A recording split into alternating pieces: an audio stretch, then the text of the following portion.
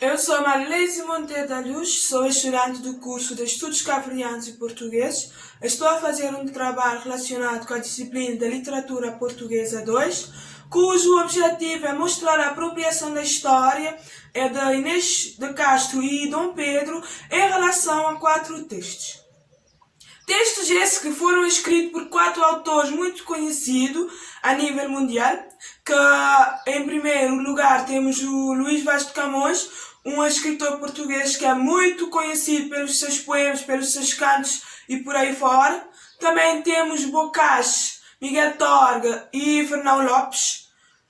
Também Camões vai nos mostrar uma história de Inês de Castro e de Pedro em forma de canto, quando ele dedica o canto terceiro dos Lusíadas à própria Inês de Castro e a Dom Pedro, mostrando-nos como ele apropriou da história, como ele fez da apropriação o seu próprio objetivo para fazer um texto literário. Camões, no canto terceiro dos Lusíadas, fez algumas instâncias. Aqui eu tenho presente da instância 118 à instância 137. Também vamos analisar a instância 120 muito rapidamente, em que ele diz: Estavas linda, Inês, posta em sossego, de teus anos colhendo doce fruto, naquele engano de alma, ledo e cego, que a fortuna não deixa durar muito. Dos saudosos campos de Mondego, de teus formosos olhos nunca enxutos, aos teus montes ensinando e às ervinhas, o nome que no peito escrito tinhas.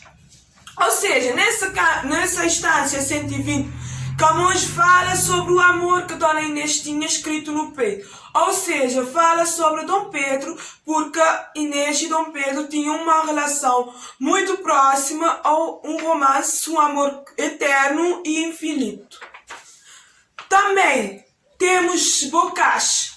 Ele escreve sobre Inês de Castro. Tem o título que é a cantata A Morte de Inês de Castro. Nesse texto de Bocage podemos ver como aconteceu a morte de Inês de Castro, o que aconteceu no romance entre Inês e Dom Pedro, fazendo uma análise muito breve desse texto. Sim, podemos ver que Bocage também se apropriou muito da história de Inês de Castro e de Dom Pedro para poder fazer o seu próprio texto.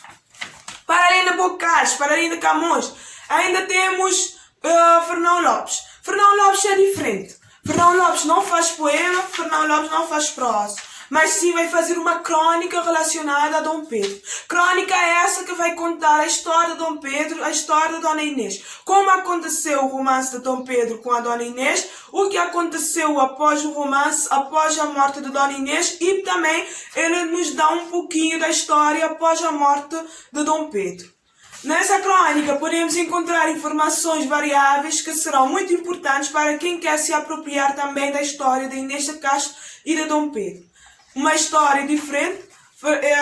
Fernão Lopes utiliza uma linguagem diferente, um galego-português, talvez seja pelo fato de ele ter sido escrivão e cronista daquele século XIX, dos reinos. Também, então, deve ser por isso que utiliza uma linguagem diferente e uma forma de escrita diferente.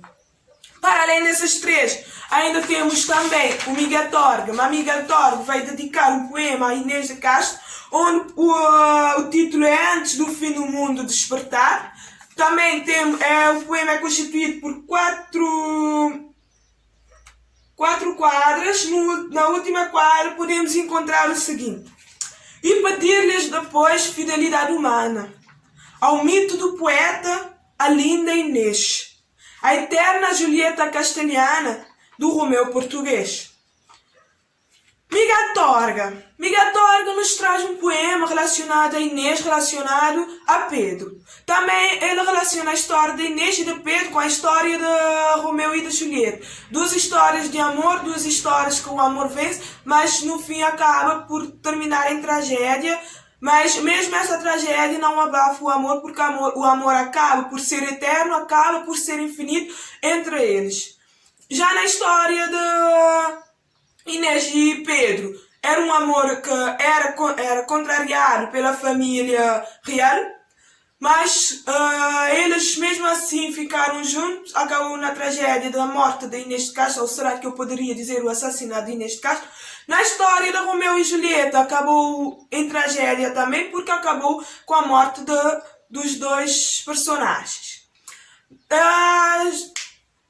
Ele, se, ele fala ele fala da Inês de Castro como sendo castelhano.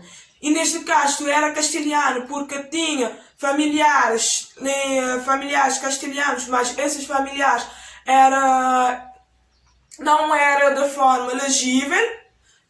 Também podemos ver que esses quatro autores se apropriaram muito bem da história de Inês de Castro e de Dom Pedro para fazer os seus próprios textos literários ou textos não literários. Depende de cada autor, porque cada autor tem a sua forma de escrever, cada autor tem o seu estilo e cada autor apropria-se de uma história de forma diferente para depois retribuir essa mesma história aos leitores, como nós, ou professores, ou também os demais que querem apropriar-se da história de Inês de Castro ou entender melhor o que aconteceu no século XIX e também fazer um estudo aprofundado na história de Inês de Castro e de Dom Pedro.